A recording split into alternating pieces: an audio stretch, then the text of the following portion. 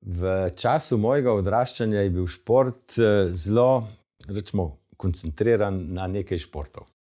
Glavni je bil seveda nogomet, in sicer na telovadišču v Puštalu. To je bila kar lepa ekipa, dobro ekipo smo zmeraj imeli, sicer na nižji ravni, ne na kakšnih visokih ligah. In jaz se zmeraj spomnim, da ko so Tržičani prišli v Loko, takrat je bila res ornk bitka skoraj, ker je prišlo tudi veliko navijačev. Druga panoga je bilo smučanje. Smučanje je bilo zelo izrazito že med obema vojnama. Je bila tudi skakalnica v Lok, in sicer v Vincerih, ki je pa potem po vojni, po drugi svetovni vojni niso več ne vem koliko uporabljali. Bila je pa sicer celo na zemljišču mojega starega očeta z Vincerjev. Toliko bolj pomembno je bilo pa alpsko smučanje, in sicer sta bili včasih dve žičnici v Loki, obe do Štangrofa. Ena je vodila iz Smučarske dolince po zahodni strani, druga pa nad Kržajuškom, potem gor do Štangrofa, ta je bila pa zelo strma, tudi v glavnem tam je alpska šola trenirala in tam so se kalili pravzaprav tele naši mladi upi, ki so bili potem tudi zelo uspešni. Recimo Jože Kuralt, Boris Strel in tako naprej. Potem leta 1971 je prišlo do Starega Vrha. To je bila stara smučarska destinacija že v letu, to se pravi naših smučarjev, ki so, tako da so postavili tudi smučarsko kočo na Starem Vrhu, in seveda cilj je pa bil zgraditi žičnico, ki je potem dolgo časa služila svojemu namenu. Potem je bila pa seveda košarka. Košarko so sicer prinesli v Slovenijo nune, že v začetku 20. stoletja, ampak potem je pa košarkaški klub so pa ustanovili v glavnem dijaki gimnazije, in sicer tisti, ki so bili prvi maturanti tudi v škofjeloški gimnaziji. To se pravi, to je bilo druga polovica 50. let. Navozili so leš, to se pravi ugaske koksove na območje neposredno ob telovadišču oziroma ob nogometnem igrišču, in tam so postavili potem tudi dva koša, tako da je bila prva košarka pravzaprav igrana v prahu. Bili so še kar uspešni in od takrat naprej je škofjeloška košarka z manjšimi nihanji bila zelo uspešna. Nekaj let kasneje so to ploščo oziroma to igrišče tudi tlakovali, to se pravi asfaltirali, in takrat se je pa pridružil tudi rokomet. Tako da smo imeli v Loki pravzaprav kompletno igrišče za igre z žogo, nogometno igrišče na travnatem terenu, na lešu oziroma kasneje na asfaltu je bila košarka, in zraven so malo povečali igrišče, da je bil lahko tudi rokomet. Zanimivo za ta rokomet je bilo to, da en koš je bil fiksni, in sicer na vzhodni strani igrišča, na zahodni strani igrišča je bil pa koš tam nekje na 9 metrih rokometnega igrišča. To se pravi, ko je bila rokometna tekma, je bilo treba najprej odvijačiti koš, ga odstraniti in potem so lahko igrali. Za nogometno tekmo oziroma za rokomet se pa spomnim, da so bili hudi rivali vedno Žabnica. Tam je igral tudi Brane Tavčar, pa oba dvojčka Pip, ki sta pa kasneje prišla v loško ekipo. Tako da je bilo tam, pa Frane Podnar je bil golgeter glavni v časih tam nekje v 60. letih. Tako da moram reči, da so bili to kar dobri športniki in za tiste čase tudi zelo uspešni. Pa seveda ne smemo še mimo enega športa, ki pač zadnja leta ni več primeren za cestne vožnje, to so pa motoristične dirke.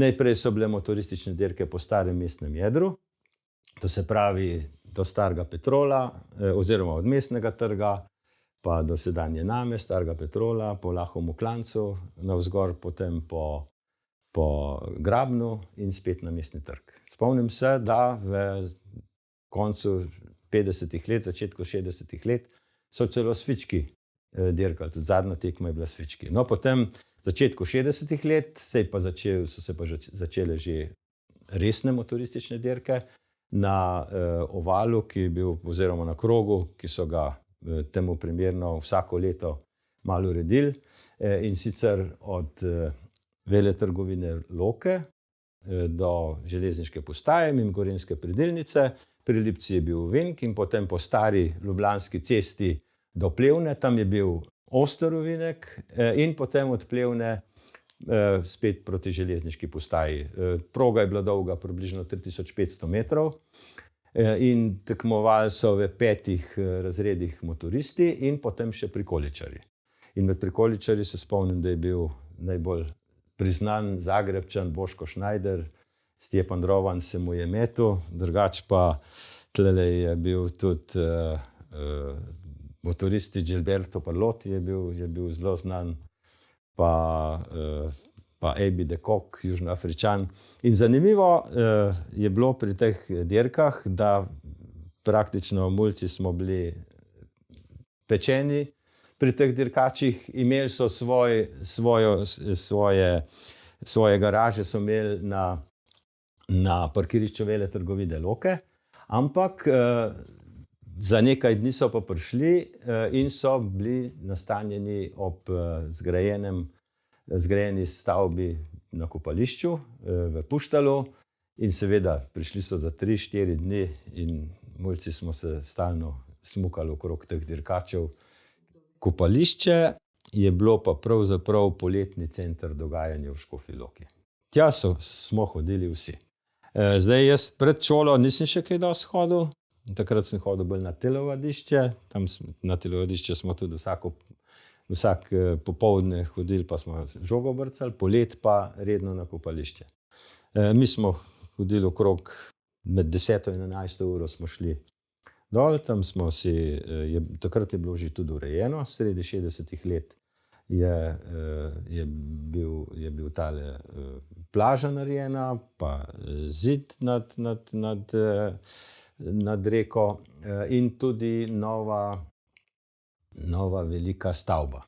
Žal je bila na poplavnem območju, tako da je že par let po izgradnji je to prvič zalilo. Ampak ne glede na to, tam je bila krasen bife, tuši, tako da moram reči, da je bilo zelo zanimivo in vsakodnevno smo hodili na kopanje.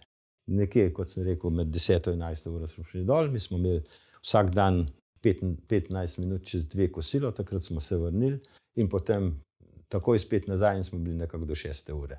Tam je bil tudi en velik tobogan, voda je bila globja, ker samo kopališče je bilo sestavljeno iz nekaj delov, to se pravi zgornji del, ki je zdaj še aktiven, potem pri prelivu vode čez jez so bile tako imenovane pence, male, glavne so bile pa pene pod Hudičevo brvjo, tam se je pa stekalo precej vode, bilo je kar dosti nevarno tudi in tam je bilo obvezno lovljenje in to so bile kar skupine, ki so se izmenjevale noter. Potem je bilo pa še naprej, je bila pa Šturmova skala, kjer je dejansko skala na vrhu in ena skala tudi spodaj. To se pravi, tam so pa skakali noter, sem si mogel vedeti, kam skočiš, da nisi na tisto skalo, ki je bila en osamelc noter v strugi. Nisi na tisto preletel, drugače je bilo pa tam globina kar na 3-4 metre. Potem je bil pa, za zapornicami je bil pa še tako imenovani bazen, kjer se je pa tudi bilo možno loviti. Tam je bila pa voda tudi na 3 metre visoka in bistvena razlika med sedanjim kopališčem in takrat je bilo, da so bazen vsaj enkrat na teden odprli. Zdaj se je pa, oziroma zapornico pred bazenom. Zdaj je pa tam zaprto in se je ogromno mulja nabral in zaradi tega tudi bistveno nižja voda. Ker tam je bil tudi tobogan, takoj ob začetku jezu in špička na sredi jezu, tam je bila voda globoka 1,5 metra. Nasproti je bila pa Šturmova skala, kjer je bil pa celo tolmun, tako da je bilo za dobre plavalce. Tam je bila pa 3 do 4 metre globoka voda. se je nekako en vrtinc naredil in dejansko celotno poletje so stari in mladi hodili na kopanje. Precej je bilo kopanje tudi ob Sori, velikokrat sobote, nedelje smo hodili tudi na kakšne piknike. Ob obeh Sorah, seveda Vink je bil tudi zelo zaseden, pa pod Skalico, pa na Central, to se pravi pri elektrarni je bilo tudi nekako kopalno območje. Kalani so naredili na Sipci svoj ambient, tako da je bilo res, Sora je bila zelo obljudena, tudi Sevška, čeprav je bila Poljanska nekje 2 do 3 stopinji toplejša. Kot mulj še, to se pravi, tisto pa mislim, da je bilo do začetka 60-ih let, so bile pa tam tudi lesene kabine, ampak na kolih. Se pravi, so bile meter visoke, tam, kjer so zdaj stavbi. Kjer so zdaj hiše postavljene, tam so bile kabine, da so se lahko ljudje preoblekli, tudi nekateri so jih kupili za sebe, da so lahko pustili tudi obleko noter, ne da so jih sabo nesli na plažo, kot se zdaj, to se pravi, je bilo nekaj podobnega, kot je v toplicah zdaj ali pa v teh zdraviliščih, kjer imaš svojo omarico in tam noter vse pustiš. Bistvo pa je, da so tudi starejši hodili na kopanje in da je bilo to dejansko center druženja. Omerovič je prišel velikokrat, zlasti za vikende, tudi sladoledam, tja, v tisti prikolici, ki jo je pripeljal na triciklu, ki jo je pripeljal s kolesom in tam je kepce dajal, običajno je bil jagodov sladoled.